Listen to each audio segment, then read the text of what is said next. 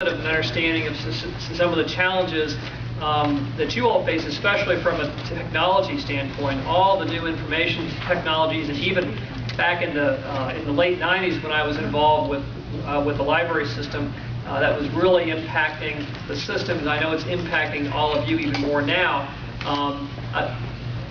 So, what we're talking about here is a lot more change that's more focused on energy and vehicle transportation, fuels, the exploding cost of fuels. So, as if you didn't already have enough to deal with in terms of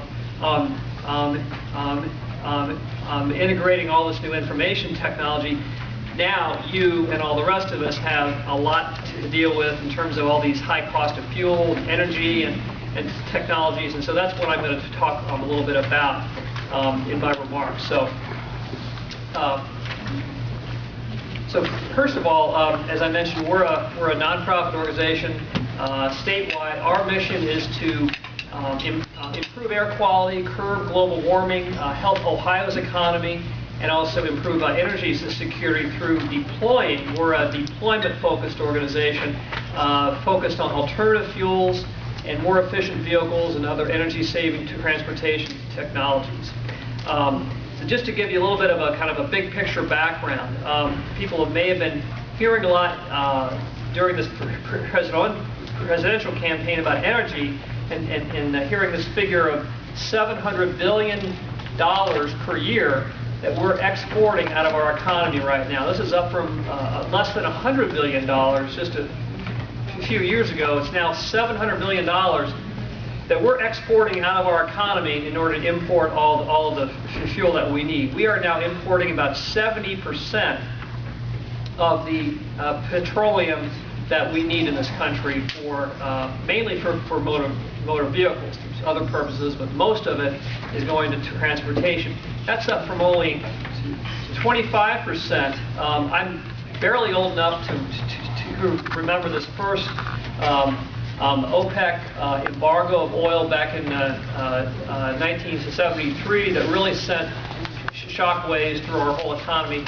At that time, we were only importing 25% of the total petroleum that we use as a country. Now it's up to 70%. And there's obviously environmental, economic, and security costs. I'm not going to talk about all of that, but this is a real big problem, and it's a problem for all of us. So what can we do about it? Well, I'm going to tell you that there's really no way we can drill our way out of this. I mean, I think drilling is part of an answer. Finding new sources of energy is part of an answer. But the U.S. only has about 3% of the known reserves of petroleum that remain in the world. Nations that are part of the OPEC cartel have about 70% of what's left. We consume about 25% of the total, petroleum resources out there in the world, even though we only have about 3%. So our opportunity to make an impact on price is based upon our ability to reduce our consumption much more than it's based upon our ability to produce more.